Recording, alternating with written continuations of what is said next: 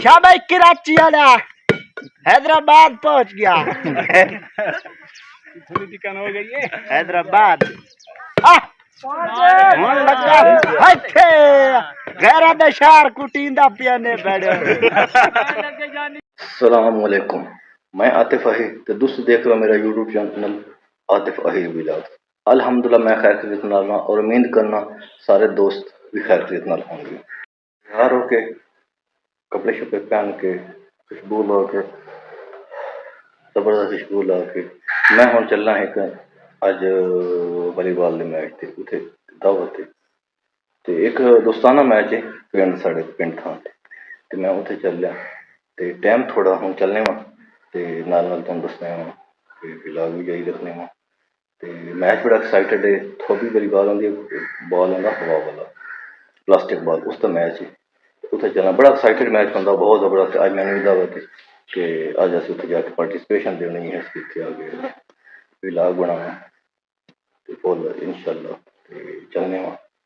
इस तो पहले जिन्हें मेरा चैनल सब्सक्राइब नहीं किया प्राइमर ने सब्सक्राइब कर लें, शेयर करें और बेल आइकन दबाएं ताकि जी असी वीडियो बनाने थोड़े को आती रहे। बहुत शुक्रिया। असी हम चलने मेरा मोटरसाइकिल है पंखा जी मोटरसाइकिल है तो चलने हूँ असी चलने बहन मैं जी एक मैच दावत उत्थे वहां पे वॉलीबॉल मैच दी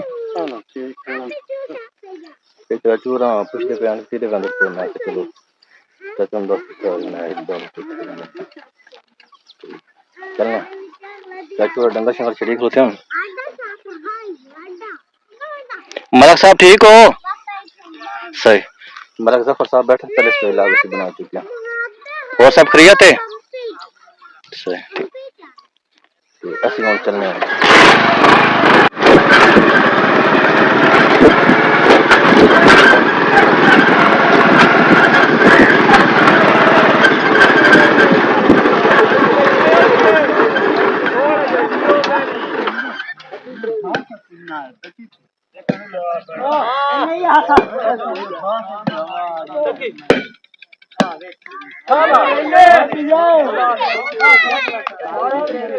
पट्टी मरना खला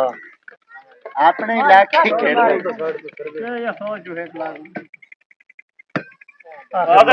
तेरा दिया तू तैना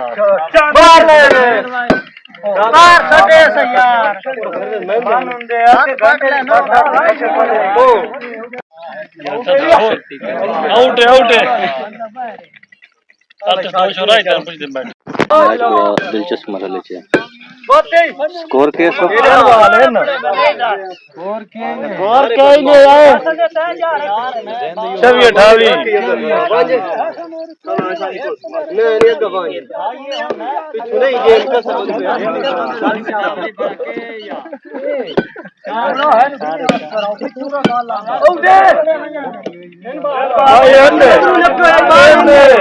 इन मारे नहीं पता इन सारे आखने इन मारे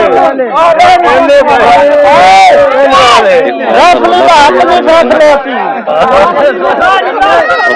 इन करा देता यार थोड़ी वीडियो करनी पाई तो रोला घटोंगे खले हो बेवकूफ टीम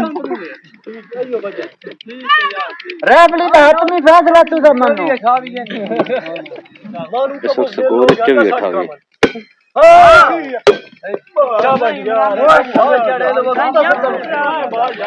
नक्की तू शूट क्यों मरेंदा पिया काफी तादाद है क्राउड भी था बैठा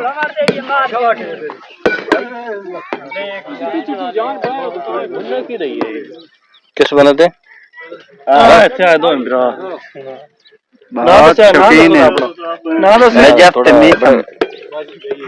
करोड़ दे विच ना दो बड़े नवे मेहमान बैठे नवे मेहमान उन्होंने जरा तारफ करा क्या नाम है थोड़ा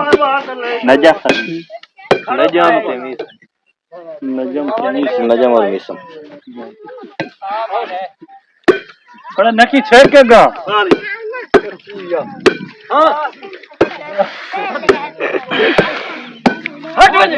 चंगी रखे फाउल है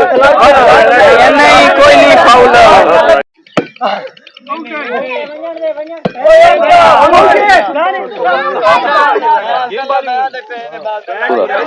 के ना देना जैनबाज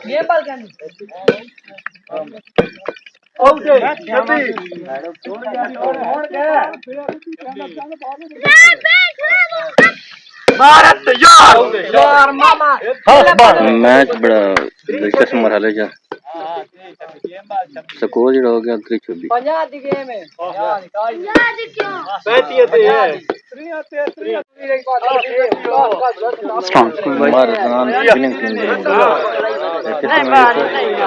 बहुत मुश्किल मैच खेला अल्लाह का शुक्र है अल्लाह का पता भी विनिंग टीम के मेंबर में 12 को देना खैर मुबारक चलो ये बड़ा एक्साइटिंग मैच है यार शायद है तू ब्रो खड़ा तो लम्बो खड़ा दे पर हमारा नाम साहब विनिंग टीम के मेंबर है खैर मुबारक भाई बहुत शुक्रिया माशाल्लाह अच्छी बड़ी बात है लास्ट बड़ी बात बड़े अच्छे प्लेयर ने अदनान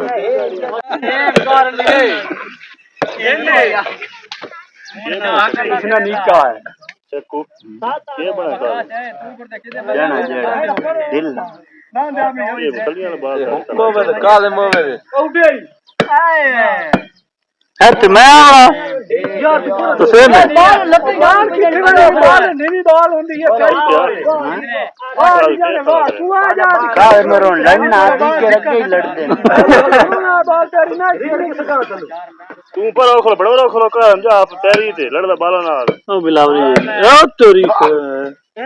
बात तो चंगा है ना ये भाई मैच कितना मुकम्मल हो गया तो कितना सारे लोग अपने मैं तुम्हारे घर से ले लेने लगा हमारे आपका काम है हंसी मजाक हो रहा ते हुन से बड़े इजाजत वाला ने अपने एंड करना है सिर्फ टाला जो